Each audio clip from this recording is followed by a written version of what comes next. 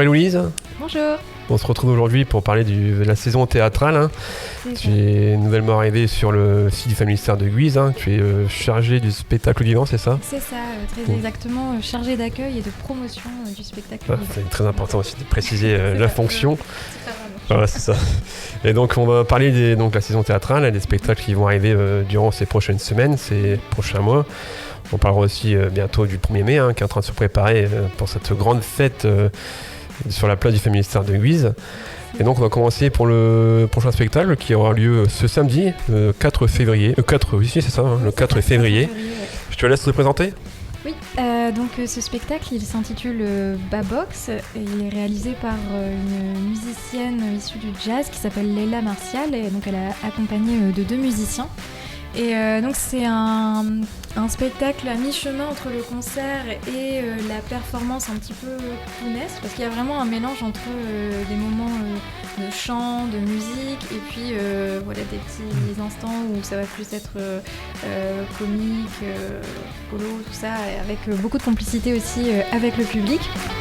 Et c'est vraiment musicalement aussi quelque chose qui est assez peu commun, qu'on n'a pas vraiment l'habitude d'entendre, puisque c'est du jazz inspiré aussi de musique du monde, donc un peu des chants pygmées, des chants inuits, etc. Donc c'est vraiment quelque chose... Donc c'est cosmopolite, quoi. Voilà, il y a de la musique, un peu aussi d'humour aussi en même temps, donc c'est le 4 février, c'est ça, oui, à 20h. Au théâtre du Family-Star. On va parler aussi des tarifs de l'entrée, des places. Oui. Donc le tarif normal c'est 10 €. Et ensuite on a le tarif réduit qui est à 7 € donc pour les moins de 18 ans, pour les demandeurs d'emploi, les personnes en situation de handicap. Voilà. Donc ça dure à peu près 1h15. Après, c'est ça. Il faut voir peut-être que le plusieurs va durer, mais en tout cas ça dure après, 1h15. Nous on fait un petit pot dans le foyer du théâtre. Ah donc, ça c'est important aussi de le préciser ça. C'est important. Le public est cordialement invité à s'y rendre. Il y aura des petites viennoiseries, etc. Quelques petites boissons à disposition. Donc, c'est très bien après le spectacle. Et peut-être aussi la possibilité de rencontrer les artistes aussi. T'as quelques photos, mais à discuter, de la musique, l'humour. Les autographes, c'est toujours plaisant aussi de voir un peu les artistes après le spectacle. Ensuite, au mois de mars, il y aura 2 spectacles. Donc le premier commence le 4 mars, c'est ça. C'est ça. Don Juan. C'est ça. Donc là, c'est le Don Juan qu'on connaît tous de Molière, mais revisité un petit peu avec des parties en slam et aussi revisité dans un contexte un petit peu plus moderne. Donc c'est Don Juan, mais au XXIe siècle. Donc là aussi, c'est un spectacle qui est très intéressant parce que c'est toujours intéressant de voir les classiques, mais surtout quand ils sont revisités avec un œil nouveau. Et après, l'autre spectacle au mois de mars, c'est La lettre de Paolo Nanni. Et celui-ci, on bascule beaucoup plus dans tout ce qui est mime, farce, clownesque, etc. Parce que c'est un artiste qui est très connu, qui est italien, qui a tourné beaucoup autour du monde. Ce spectacle, il tourne avec depuis plusieurs années. Voilà, c'est assez acrobatique. En fait, c'est un peu l'histoire de quelqu'un qui essaye d'écrire une lettre, mais à chaque fois, il lui arrive des petites aventures, des choses, et il fait beaucoup de mimiques avec son visage. À un moment, il va cracher du feu. Tant qu'il n'y a pas de danger, c'est bon. Non, il n'y a pas de danger pour le public, mais c'est à la fois drôle et assez impressionnant ce qu'il peut faire avec son visage, avec son corps. Un peu à la Jim Carrey, par exemple. Ah oui, Jim Carrey, et puis Charlie Chaplin aussi, qui était connu aussi pour le spectacle muet. Donc ça, c'est le 28 mars à 20h. C'est ça. Ensuite, il y a le 14 avril, donc c'est le spectacle A-t-on toujours raison? Après, c'est marqué en anglais, mais je ne préfère pas le prononcer parce que moi et l'anglais, ça fait 2. Donc c'est le 14 avril, A-t-on toujours raison? C'est ça. Est-ce que tu peux nous faire un petit résumé de ce spectacle? Oui, alors ce spectacle, c'est comme le précédent, c'est un peu un one-man show, entre guillemets, parce que c'est un artiste qui va être seul sur scène. Là aussi, on est dans quelque chose d'assez drôle, assez clown, mais c'est un clown plutôt moderne, un petit peu absurde. Et le comédien qui réalise ce spectacle, c'est Fred Blin. Qui est connu parce qu'il fait partie des Chiches Capons, mais aussi parce qu'il tient le rôle d'Estève dans Scène de ménage. Ah oui. Si les gens ne se souviennent pas, Estève, c'est le neveu, un petit peu neuneux du Guet et Raymond. Oui, voilà, qui vient toujours. Maintenant, en plus, je suis fan de Scène de ménage, donc Bon, parce qu'il y a des stars aussi qui viennent au Family Mystère, faut le dire. Oui.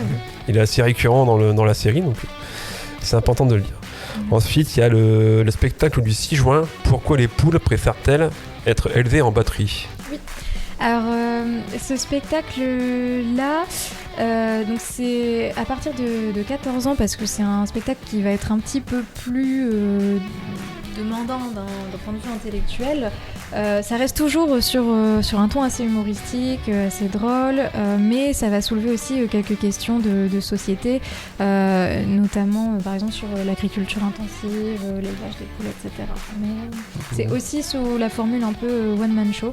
Mais c'est un spectacle qui promet vraiment d'être intéressant, et je pense que quand on ressort de ce type de spectacle, on est content parce qu'à la fois on a bien rigolé, mais en même temps on a appris quelque chose. Et puis ça nous laisse aussi réfléchir sur des idées, et puis aussi ça fait passer des messages aussi sur le plan de l'humour, mais derrière il y a quand même un message à passer, en espérant que les gens comprennent les idées.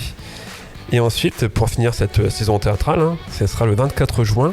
Ce sera l'Euphonie des coqs cigrues et le grand orchestre de Thiarche. Oui. Donc ça, c'est un spectacle qui va tourner dans la région aux alentours de juin. Et donc nous, on est très contents au Family Mystère de pouvoir l'accueillir également. Et là, pour le coup, on repart plutôt du côté de la musique. Bon, c'est bien parce qu'il y a un peu de tout dans cette saison théâtrale, de la musique, de l'humour, des spectacles, des artistes de rue, c'est du mime, il y a un peu de tout pour tout le monde aussi. Et donc on rappelle, ça sera toujours, généralement c'est le samedi le spectacle, au Family Mystère de Guise, c'est soit 20h, soit 20h30, ça dépend des spectacles. On rappelle aussi qu'il y aura aussi un petit pot de l'amitié après les spectacles, c'est important aussi de le préciser, avec des petites viennoiseries, un petit coup à boire, et puis aussi la possibilité aussi de rencontrer les artistes, pour leur poser des questions, bien les suivre après sur les réseaux sociaux, prendre des photos, des autographes, et c'est toujours important aussi de parler aussi de ce ressenti du spectacle, et même pour les artistes, je pense que c'est important aussi de savoir ce que ressent le public, parce que c'est le public qui fait vivre les artistes. Et donc toutes les informations sont à retrouver aussi sur le site internet du Family Mystère de Guise, www.familymystère.com, il me semble. Et ensuite il y aura aussi le 1er mai, la festivité du 1er mai. Pour l'instant, c'est en cours, mais... C'est ça, la programmation, elle est en cours d'élaboration. Après, on a déjà quelques pistes, donc comme habituellement, ça va être du spectacle de rue. Il y en aura un petit peu partout, sur la place du Family Mystère, dans les jardins. Ça va vraiment permettre aux gens d'aller d'un bout à l'autre du site. Et on aura là aussi donc des spectacles qui vont être beaucoup teintés d'humour, mais aussi d'autres qui vont porter des messages politiques de manière un petit peu plus engagée. Voilà. Et on va avoir des choses intéressantes, par exemple, a priori, bon, j'en parle un petit peu, ça c'est pas encore l'exclusivité pour TSO. On va avoir une compagnie qui va construire pendant le spectacle une charpente, donc ça va être quelque chose d'assez impressionnant. Impressionnant aussi. Après on reviendra aussi sur cette journée du 1er mai un peu plus tard, quand toutes les infos seront sorties, l'affiche, les spectacles.